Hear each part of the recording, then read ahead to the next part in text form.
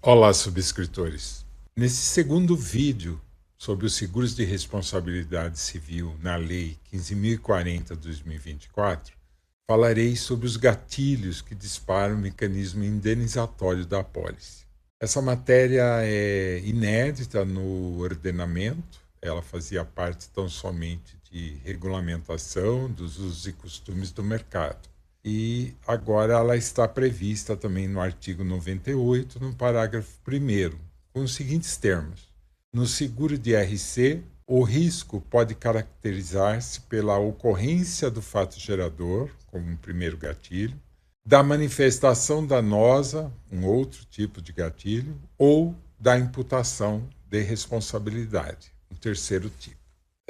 Vamos tratar especificamente sobre cada um deles e sempre há uma particularidade, né? Os seguros de responsabilidade civil, não todas as modalidades, não todas as categorias de risco estão sujeitos àquilo que convencionou-se, né, chamar de riscos de longa latência. O que significa isso?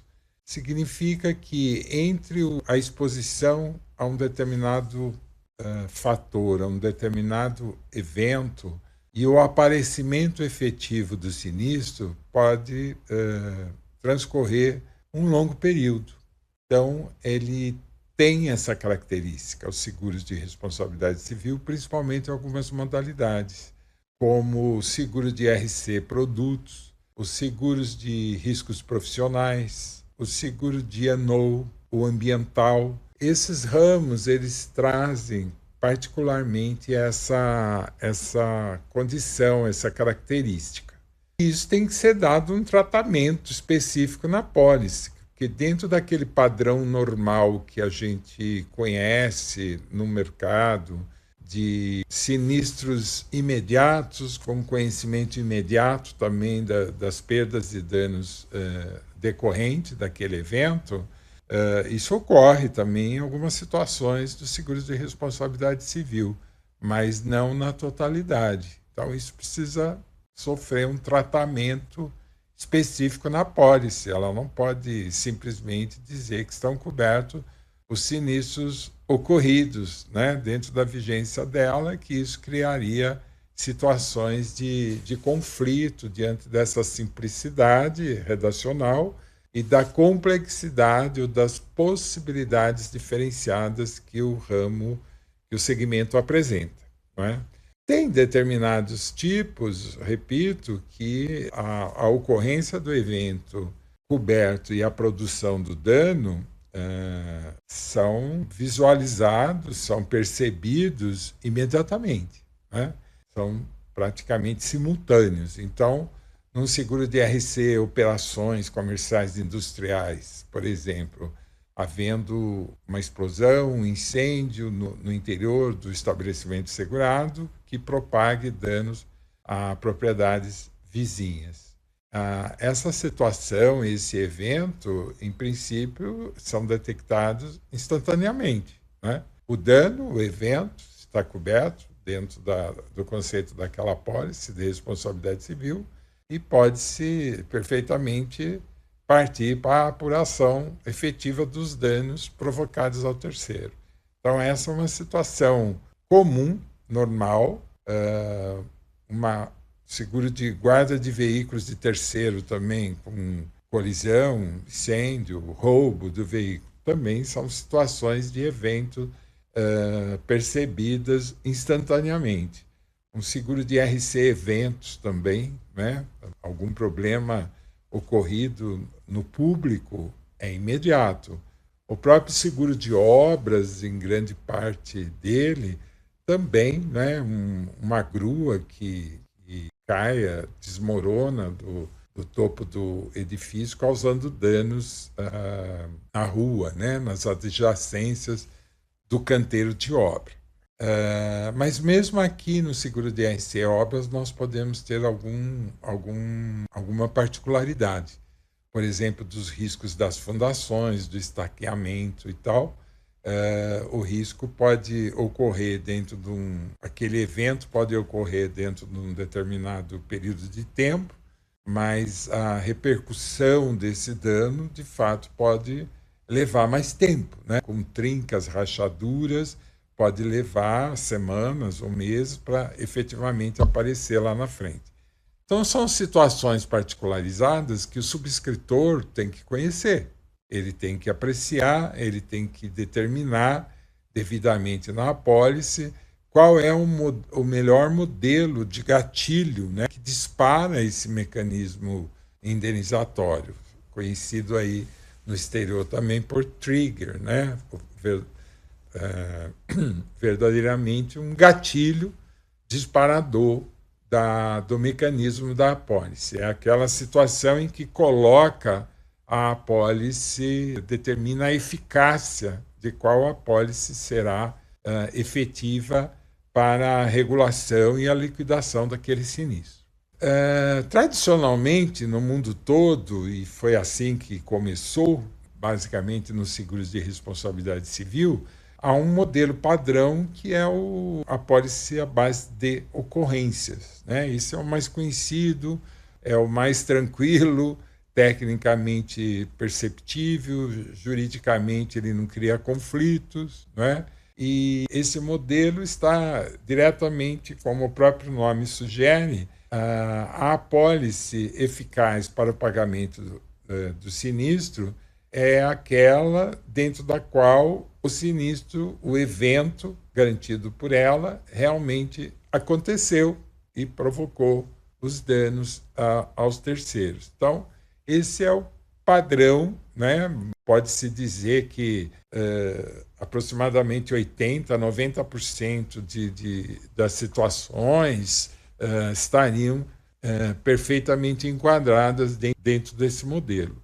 E voltando lá para o parágrafo 1º do artigo 98 da Lei de Seguros, então ele diz, no seguro de responsabilidade civil, o risco pode caracterizar-se pela ocorrência do fato gerador. Então está aí já a primeira sinalização, ou o primeiro gatilho, né, sinalizado pelo legislador, a apólice de ocorrência. Ela não é suficiente, como nós já falamos aqui, para aqueles categorias de risco sujeita a eventos, a situações de longa latência.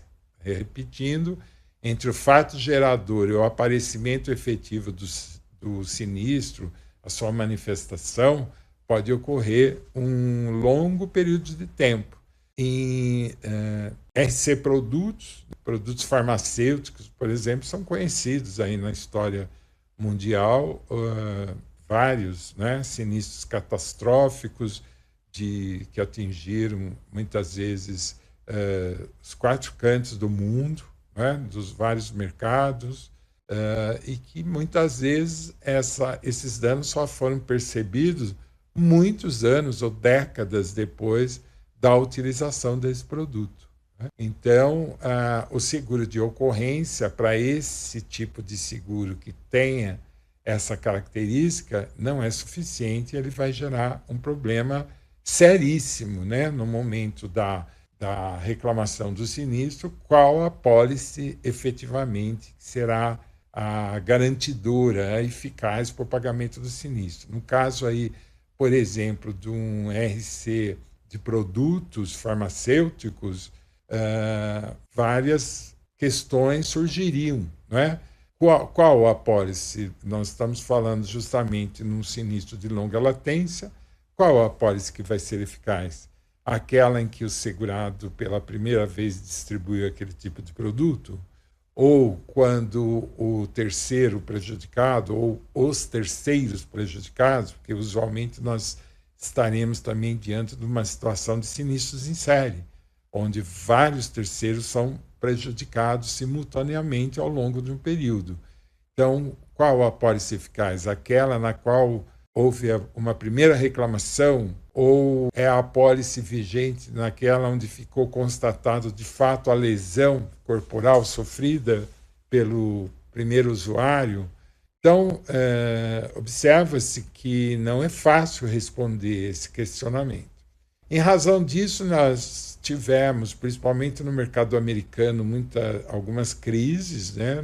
Principalmente no início dos anos 80, acumularam-se problemas, porque tanto as apólices de responsabilidade civil de produtos, de uma forma geral, eram todas formuladas na base de ocorrência, modelo tradicional, e também os riscos ambientais, né? Também originalmente na base de ocorrência. E ambos são riscos onde a latência prolongada é presente, está presente. Então, tiveram muitos problemas, várias ações coletivas, algumas teorias, várias interpretações nas cortes de justiça americana, e resolveu-se, então, na ocasião, que algo estava errado.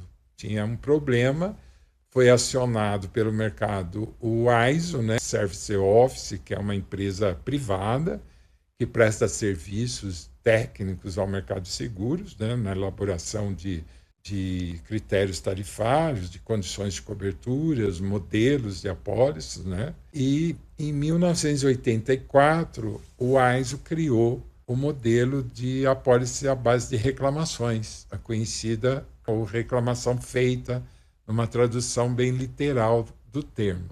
E ela veio justamente com esse objetivo de facilitar a identificação de qual apólice que deve ser efetiva para o pagamento daquela indenização de sinistros de longa latência, e, ao mesmo tempo, resolver o problema das exposições também das próprias seguradoras, que se viam num mundo extremamente aberto e sujeito a todo tipo de interpretação judicial. Na ocasião, inclusive, as cortes de justiça determinaram o acúmulo de limites na dúvida, né, qual seria a apólice de ocorrência.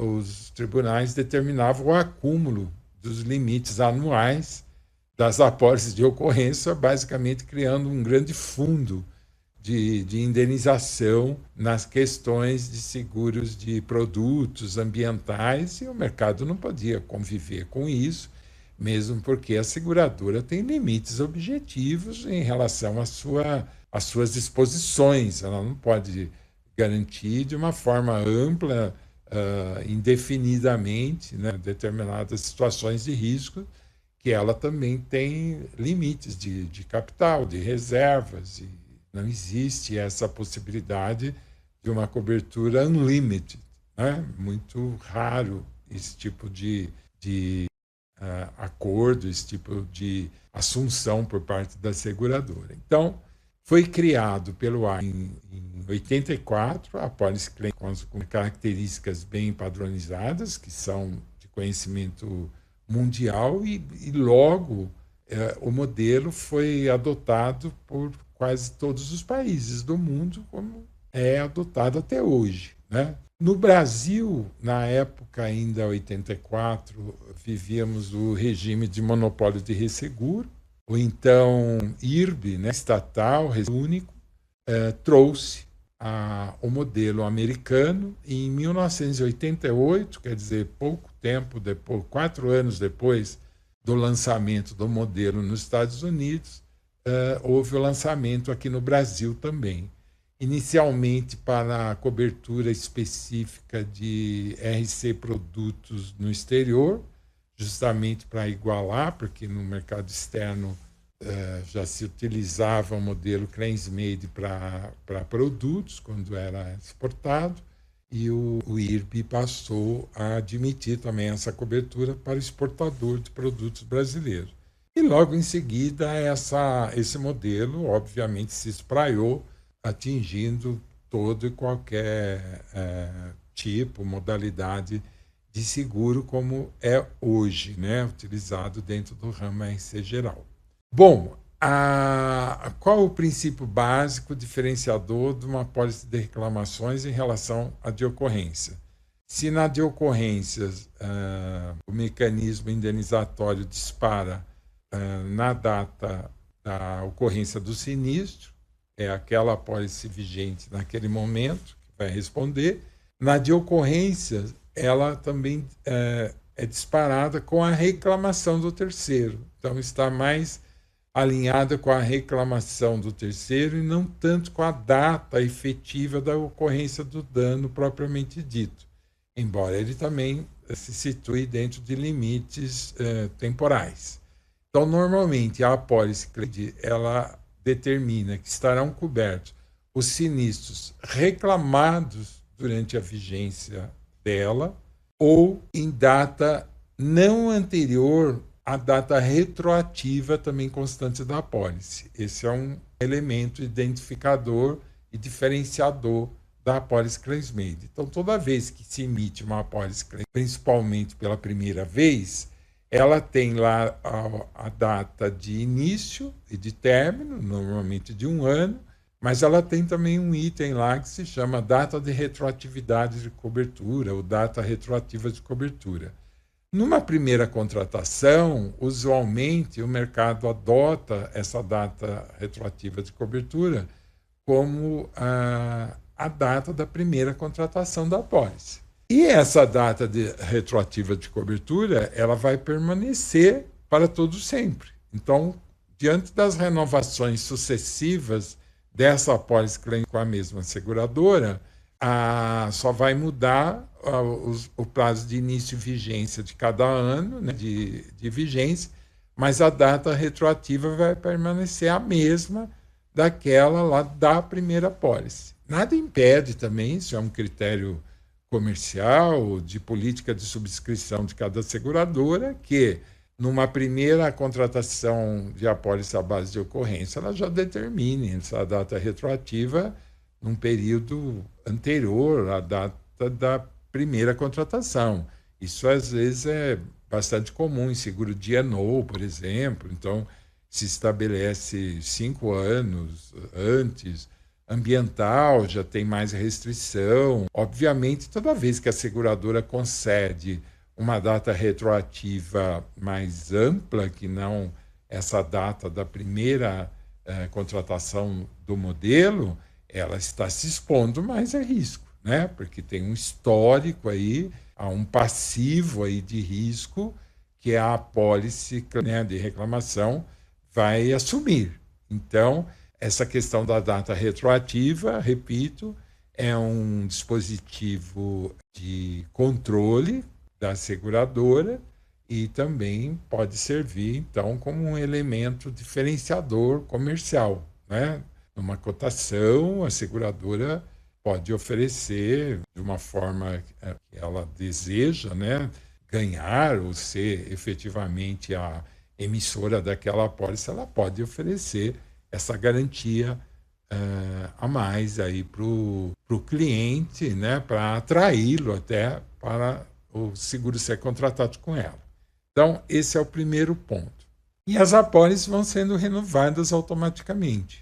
A apólice há uma obrigatoriedade efetiva de, ao ser renovada, a seguradora manter aquela data retroativa constante lá da primeira apólice. Ela não pode mudar isso.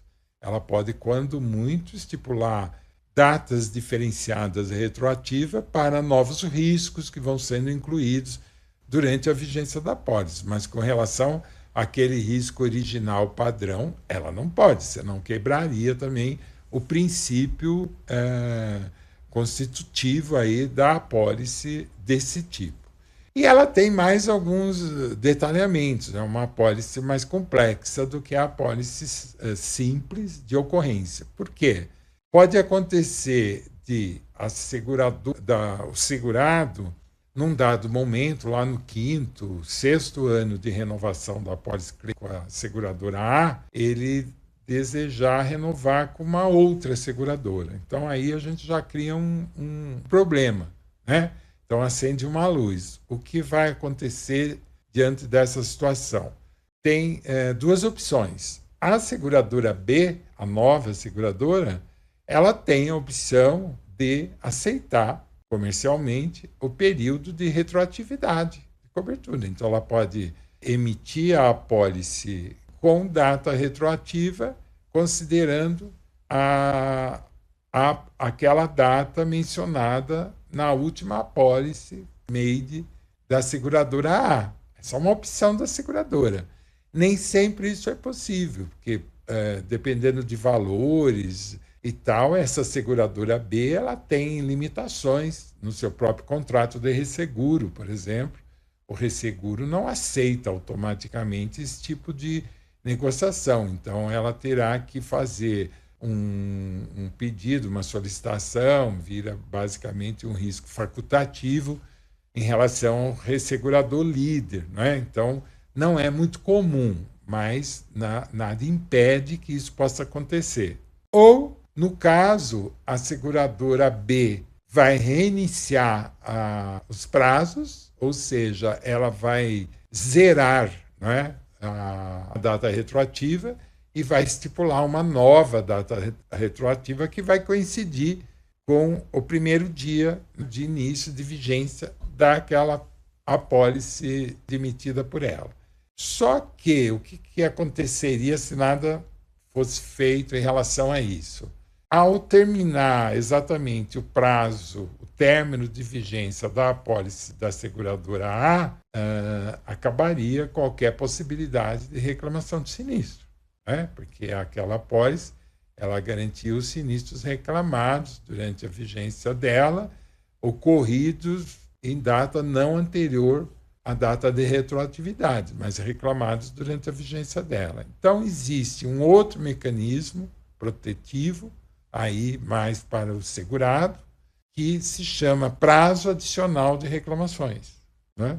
Então, essa última apólice na seguradora A pode ser negociado, normalmente o próprio texto da apólice já prevê esse tipo de coisa, se não for renovado com a mesma seguradora e se a seguradora e a outra seguradora não aceitar o prazo de retroatividade, a seguradora A oferecerá, usualmente o mercado costuma usar dois momentos. Um aparentemente gratuito, onde ele dá alguns meses ou um ano de cobertura de prazo adicional. Isso significa o quê? Que, findo o término de vigência dessa apólice, na possibilidade do terceiro reclamar lá na frente até o prazo de um ano, se foi esse o período adicional consignado na apólice, ele reclamar um sinistro que de fato ocorreu entre a data de retroatividade e até o último dia de vigência da apólice, essa apólice ainda vai garantir. Até porque, vamos relembrar, a apólice B não vai garantir nenhum sinistros ocorridos anterior ao primeiro dia de vigência dela, né? E também tem a possibilidade de ampliar. Repito, a seguradora oferece, então, o prazo adicional gratuito e uma possibilidade do segurado adquirir um prazo maior e oneroso, né, com cobrança de prêmio adicional. Essas situações, quer seja gratuita ou adicional, com prêmio, tudo tem que estar previsto no texto da apólice. Isso não vai ser negociado apenas a partir da ocorrência do fato, da não renovação com a mesma seguradora, que isso certamente poderia criar conflitos de interesse.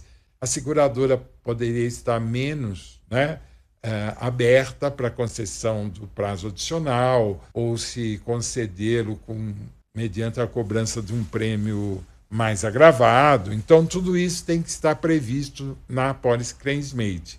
Então, ela já conta toda a possibilidade, ela já traz, melhor dizendo, todas as possibilidades durante a sua vida, durante a sua permanência enquanto contrato. Em não sendo renovado, o que vai acontecer? Prazo adicional de tal período, gratuito, ou não, também, nada impede que a seguradora cobre, ou um prazo ainda adicional de uma forma onerosa, e já menciona até o valor do prêmio. Normalmente a seguradora estipula percentuais, vai custar 50%, 80%, 100% do último prêmio anual. É uma situação. Isso tem que estar previsto, repito.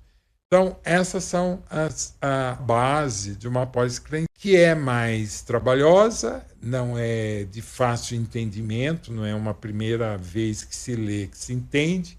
Ela já criou problemas no mundo todo, principalmente em sede judicial. Ela já foi considerada abusiva na França, na Espanha, na Alemanha, e os próprios ordenamentos jurídicos de seguro foram modificando e agregando a possibilidade desse tipo de apólice, justamente para evitar o conflito judicial, a judicialização dela. Nós tivemos aqui no Brasil também, repito, como ela foi lançada em 1988, a partir da edição do Código de Defesa do Consumidor, em 2001, o Código do Consumidor é de 1990, né?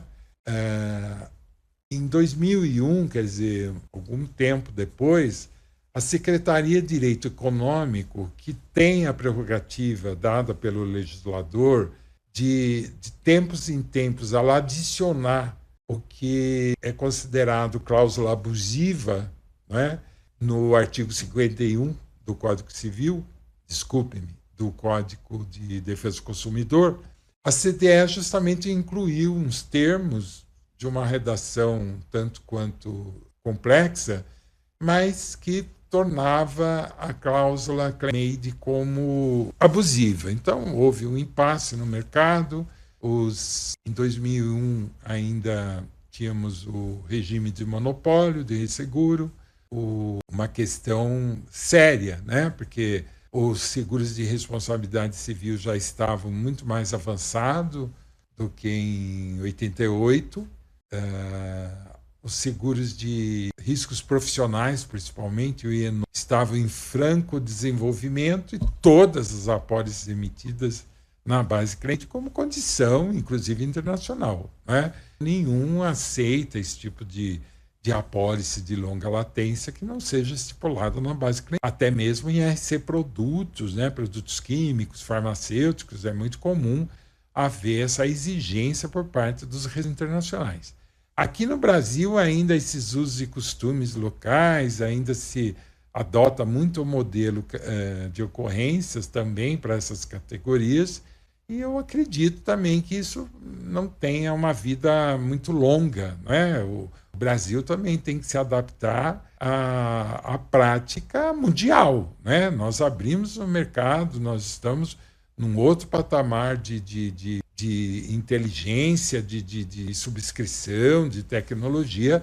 Nós não podemos viver eternamente apartados, né, do comportamento dos mercados desenvolvidos, dos mercados mais maduros, tudo mais. Nós temos sim que copiar também aquilo que é bom, aquilo que é exitoso, aquilo que funciona lá fora. Nós não podemos ser eternamente apartados, né, dos demais mercados do mundo. Então, chegará esse momento também que os próprios resseguradores restringirão a capacidade de resseguro para determinadas categorias. Hoje já restringem, né, em relação ao INO, dificilmente não existiria uma garantia na base de ocorrências. Todas têm que ser claims-made, mas chegaremos além disso, né? Repito, em RC Produtos também é muito usual lá fora a determinação do modelo para determinadas categorias de produtos sujeitas à longa latência. Bom, já que estamos contando a história aí da CNID no Brasil, então, na época, né, hoje FESEG, isso nós estamos em 2001, repetindo, diante da declaração de abusividade da cláusula pela CDE, foi construído um grupo de trabalho, fiz parte desse grupo, em 2002, e buscou-se, então, um recurso junto à CDE, explicando quais eram a motivação de uma apólice de uso internacional, e ficou salientado também que ela não era um modelo só para beneficiar a seguradora, mas também os segurados, que ele vai ter uma garantia maior de determinação de qual apólice será efetiva, né, o pagamento da indenização sem nenhum tipo de discussão ou de conflitos entre uma seguradora e outra, principalmente aqui no Brasil, onde não há ainda uma fidelização das partes, né, e às vezes é comum o mesmo risco estar segurado durante um longo período em mais de uma seguradora. Mas a CDE, na ocasião, não reconheceu, não entendeu, não tiveram espírito, né, de atender o pleito e mantiveram a abusividade da cláusula. Então, não havia alternativa senão a de regulamentar, que até então não era regulamentada, a claims made no Brasil. Então, esse grupo de trabalho da FASEG apresentou uma proposta à SUSEP e foi estudado e acabou gerando a circular SUSEP 235 de 2003, que foi a primeira circular que regulamentou a apólice no Brasil. E com isso acabou também essa polêmica lá junto à CDS, o próprio órgão regulador admitiu a existência e tal, posteriormente foi até retirada esse item das cláusulas abusivas do artigo 51 do CDC. Hoje não existe mais. Lembrando que a claims made havia sido introduzida no Brasil pelo IRB em 1988, mas de uma forma, né, o IRB tinha lá aquela prerrogativa dele como órgão monopolista, ressegurador monopolista, de estabelecer as condições para o mercado de uso até obrigatório pelo mercado, desde que os riscos fossem, como todos os riscos, eram com ele em razão do monopólio, prevalecia as disposições, mas não tinha uma regulamentação efetiva e passou a ser, e foi criada então em 2003 pela SUSEP, e depois sofreu aí algumas alterações, com mudanças de circulares e tal. A própria 235 hoje não vigora mais, mas foi substituída por outras. Tá? Bom, essa é a história da claims made. Então, basicamente, nós convivemos no mercado com os dois modelos padrões, são os modelos mais utilizados em toda parte do mundo, né? Mas também, por alguns segmentos, descobriu-se, evoluiu-se, no sentido de que o ramo RC apresenta tanta especificidade, tantas particularidades, que também esses dois modelos não se mostraram suficientes ao longo dos anos e passaram a dar problemas também em algumas categorias. Então foi criado principalmente alguns modelos híbridos, partindo da apólice, né? Então nós temos a apólice híbrida com o princípio da primeira manifestação ou descoberta, que ela é utilizada, ou foi criada basicamente por seguros ambientais específicos, porque uma apólice tão somente para o seguro ambiental não é suficiente, porque ela requer sempre a figura da reclamação do terceiro. No seguro ambiental específico, nem sempre há o terceiro, porque o seguro ele não é só um seguro de responsabilidade civil, tanto é que ele é muito mais amplo. Ele é um ramo autônomo no exterior, inclusive. Não é? Ele é um ramo que tem lá alguns pilares de cobertura, a RC é só um deles. Não é? O seguro específico de risco ambiental garante também as próprias despesas de remediação do próprio segurado. Então, garante os danos sofridos pelo próprio segurado em ocorrendo uma condição de poluição ambiental. Então, não haverá sempre a reclamação de um terceiro. Então, para esse tipo de seguro, não resolvia. Então, foi criado com primeira manifestação, ou seja, o trigger foi ampliado. A apólice ser acionada pela reclamação de um terceiro, como a apólice made pura, como é conhecida aqui no mercado, e também pela própria reclamação, o aviso do sinistro do próprio segurado. Quando o sinistro de poluição se manifestar pela primeira vez a ele, ou se tornar descoberto por ele pela primeira vez. Então, esse é um modelo híbrido muito particularizado no seguro de risco ambiental. Repetindo, lá o parágrafo 1º do 98 tratou dele também. Então, o risco pode caracterizar-se pela ocorrência do fato gerador, hipótese de ocorrência, da manifestação danosa. Então, essa questão aí da apólice híbrida está mal colocado, a redação é parcial, então não é uma boa redação do parágrafo 1º, né?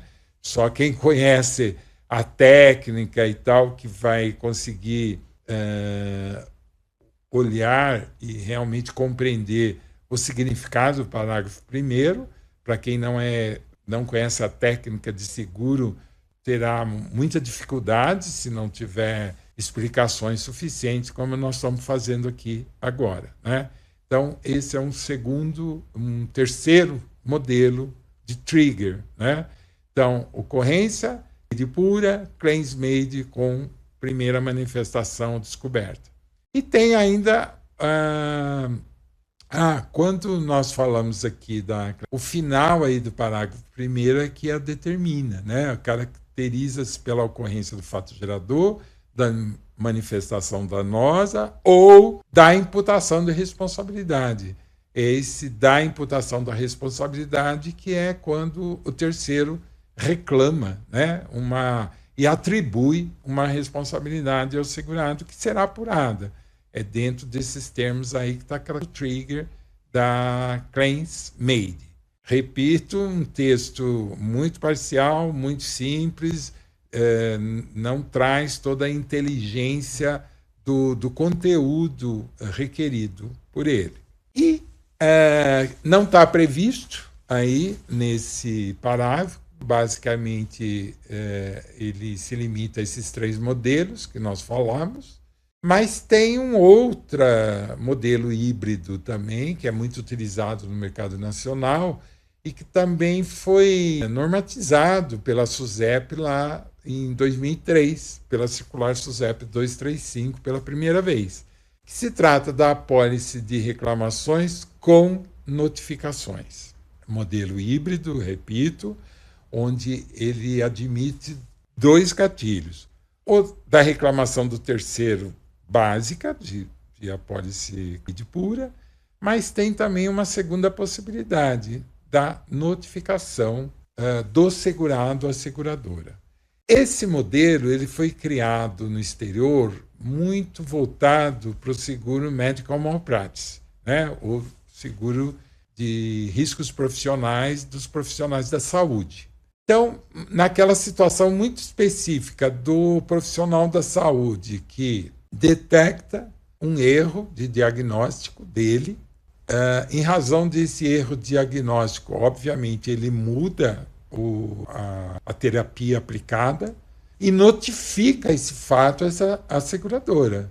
Então, a apólice de reclamação com notificação, ela tem essa exigência de, ocorrendo algum fato relevante ou circunstância que possa, eventualmente, resultar num sinistro futuro com reclamação do terceiro, deve ser notificado às seguradoras. Esse é o conceito de apólice de reclamações com notificação. Então, esse exemplo que eu dei do medical é um modelo clássico. Ele informa, ao notificar a seguradora sobre esse erro de diagnóstico, ele tipifica, ele crava, né, no linguajar aí mais moderno, aquela apólice da notificação. Essa situação pode ser que, de fato, não ocorra um sinistro. Nós estamos ainda diante, basicamente, de uma mera expectativa do sinistro. O fato dele ter errado o diagnóstico, mas ter percebido a tempo, ou dentro de um determinado tempo, e mudado a terapia, não significa necessariamente que ele provocou uma lesão irreversível ao seu paciente. Se ele provocou, esse paciente futuramente vai sofrer uma lesão, terá um diagnóstico desse fato e reclamará. Ao reclamar a indenização, a seguradora então observa que aquela reclamação refere-se àquela notificação feita pelo segurado lá atrás. E, na verdade, remonta-se, né? Volta para a apólice vigente na data da notificação. É aquela apólice que vai ficar responsável pela regulação e liquidação daquele sinistro. Esse mesmo profissional, a mesma clínica, hospital, se tiver outros sinistros que não foram detectados, não foram notificados e o terceiro reclamar, ele entra no aspecto múltiplo aí do gatilho, né? Repito que é híbrido, então tem o gatilho disparador da reclamação do terceiro ou da notificação do próprio segurado à seguradora. Aqui nós temos vários problemas no nosso mercado brasileiro que, de uma certa forma, utiliza esse modelo de uma forma maximizada, que não é correto. A verdade é essa. É meio complicado tratar do tema com esses termos, mas é uma realidade. Então, repito, essa modalidade foi criada basicamente para essa situação de seguro de erros e omissões da área médica. O mercado brasileiro, e também na época foi criado uma das características da Claims-Made, é bom dizer aqui, ela também procurou evitar o acentuado IBNR das seguradoras, facilitando, inclusive, as provisões técnicas da seguradora. Porque numa apólice de ocorrência, a seguradora tem que fazer provisão ad eterno, não é? Porque não se sabe exatamente em quanto tempo aquela apólice, todo aquele ano de subscrição daquelas apólices pode apresentar reclamações futuras de sinistro. Lembrando que, embora tenhamos aí prescrição, normalmente a prescrição é de 3 anos para quem tem uma pretensão de uma indenização, não podemos deixar de considerar que essa pretensão começa, essa contagem da prescrição começa a contar a partir do conhecimento efetivo do dano. E esse conhecimento efetivo do dano pode levar muito tempo para o próprio lesionado, para o próprio terceiro que sofreu um dano com um produto, com uma situação. Não é imediato, não é sempre que é imediato, não é? Então, a seguradora tem que ter uma provisão de IBNR por um longo período. Isso compromete patrimônio, fica segregado e tal. A Claims-Made veio também justamente com essa perspectiva de liberar a seguradora, porque a cada ano, basicamente, zera. Os sinistros que foram reclamados, ok. Aqueles que não foram reclamados, passa para a vigência da próxima apólice. Então, o IBNR é próximo de zero. Com o modelo com notificações, você reassume essa questão do IBNR. A seguradora vai ter que continuar a prover, né, como se fosse uma apólice à base de ocorrência. Então, essa vantagem para a seguradora da minimização ou da neutralização da reserva a título de IBNR, que são aqueles sinistros ocorridos, mas não ainda reclamados, né? Dentro aí dessa longa latência, inclusive, que permeia todos os seguros de responsabilidade civil, ele perde o sentido. Então, esse é um ponto que parece-me que as seguradoras brasileiras não levam em conta, né? Parece que não estão preocupadas, porque hoje, basicamente, observa quase todos os modelos de apólice claim vêm acoplado com a notificação. Isso não é correto, não foi com esse objetivo que o modelo foi criado no exterior. E no Brasil ainda está sendo subscrito dessa forma. E há equívocos também. Por exemplo, no seguro de E&O de empresas de engenharia de projeto, no meu entendimento, é inaplicável esse modelo. Por quê? Porque não existe notificação de um erro de projeto, diferente do erro de diagnóstico lá. Porque diante do erro de diagnóstico, O profissional, na verdade, ele já agiu, ele já observou o erro e modificou a terapia. Não há mais o que fazer, né? A questão é aguardar no tempo, que poderá redundar ou não no sinistro efetivo. No erro de projeto, supondo que o segurado vendeu, né, esse projeto para um proprietário da obra, esse proprietário da obra está na terceira laje de construção e descobre-se, o próprio segurado descobre, né, o engenheiro projetista descobre que ele errou. Ora, ele vai notificar a seguradora e aguardar se ocorrerá o sinistro ou não. É diferente da questão médica. Aqui, o sinistro já estará caracterizado. Errou. Medidas deverão ser tomadas de imediato, até porque corre-se o risco de danos catastróficos, inclusive com a morte de pessoas, né? Que pode haver o desmoronamento, a ruptura em relação àquele erro de projeto daquela obra em construção. Então não existe notificação e aguarda-se o sinistro se vai ocorrer ou não lá na frente. Entendo que nesse modelo, nessa categoria de risco, só cabe a apólice claim-made pura.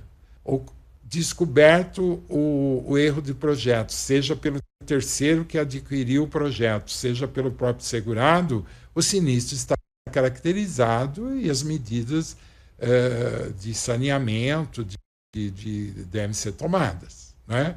Ele já aciona o mecanismo indenizatório da apólice. Medidas deverão ser tomadas. Então, é impróprio esse modelo de apólice de reclamação com notificação para essa categoria, por exemplo.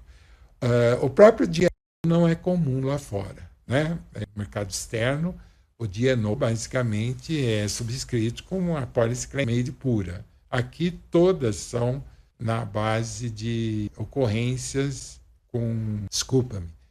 na base de reclamação com notificação e com um agravame, né? Usualmente as seguradoras permitem que elas deixem no clausulado o poder discricionário ao segurado, no sentido dele notificar ou não, de exclusiva vontade dele, o fato relevante à circunstância. Então, já quebra o princípio, porque lá atrás, quando o mercado externo criou o modelo claims-made com notificação para o medical malpractice, a notificação era compulsória, é obrigatória. Percebido o erro de diagnóstico, o médico não tinha a prerrogativa de notificar ou não, ele era obrigado. Se fosse descoberto lá na frente que ele sabia e não notificou, ele descumpriu o contrato, ele agravou o risco, ele poderia até mesmo perder a garantia do seguro, né? Aplicando toda a parte conceitual e do direito do seguro. Aqui no Brasil, o mercado resolveu flexibilizar aquilo que eu entendo que não seria flexibilizável, né? Se é que existe esse termo, e cria uma situação de conflito, porque fica a critério do segurado, mas, ao mesmo tempo, tem uma questão chave lá no questionário de avaliação de risco, também no DNO, principalmente, essa questão, onde se pergunta lá, assim como se pergunta basicamente todos os seguros de responsabilidade civil. Tem o proponente, né, no caso, tem conhecimento de algum fato relevante que possa repercutir em sinistro ou reclamação futura nos últimos 5 anos? Ele é obrigado a declarar esse tipo de coisa. Então, veja a contradição. O questionário pergunta e o proponente é obrigado a declarar. Durante a vigência da apólice, o fato ocorre e ele não é obrigado a declarar. Isso é um fator incontroverso de conflito. Já temos vários conflitos, acho que já temos até mesmo judicialização. Então, é algo que o mercado precisa revisitar, não é? Ver os princípios técnicos, jurídicos aplicáveis e não é dessa forma que não convém, né? Aparentemente facilitar algo que não é usado no mercado externo. Se há apólice de notificação, a notificação tem que ser compulsória diante daquele fato relevante ocorrido durante a vigência da apólice, né? Então, é importante aqui, para fecharmos, que cada tipo de seguro de RC requer um modelo de gatilho, um trigger, não é de uso indiscriminado, não é? Então, o modelo simplificado de apólice de ocorrência não se aplica para todos os modelos, para todas as categorias, para INO, DNO, para RC Produtos, empregador, enfim, todos aqueles riscos sujeitos a longa latência, o mecanismo à base de ocorrência não funciona, ou cria toda a série de problemas e de conflitos. A claim-made pura, ela também pode não resolver em determinadas situações, como o risco ambiental, que eu falei que tem, além da figura do terceiro, tem o próprio segurado, que é beneficiário direto das ocorrências de poluição ambiental. Então, ele tem que ser com primeira manifestação descoberta do sinistro. Senão, se for esperar só que um terceiro reclame, a cobertura que é dada a ele não será acionada nunca, né? Porque não tem mecanismo na apólice para ele acionar o seu direito de indenização. A apólice à base de claims com notificações, para mim, ela tem um campo estrito também, embora não seja este o comportamento do mercado nacional, e gera conflitos de toda a ordem, repito. Então, são temas sérios, técnicos, jurídicos, porque sempre terá um reflexo jurídico disso também, e a má utilização acaba repercutindo em judicialização, o que não é bom, né? Para o segurado, principalmente, e tampouco para a seguradora, né? Que sempre vai ter mais custos, a demora que ainda nós temos no judiciário brasileiro. Então, a técnica tem que prevalecer. Esses modelos todos foram criados não a esmo, né? Então, é bom, repito, serem revisitados com seus princípios e reformulados os underwriters das seguradoras. Por hoje é isso.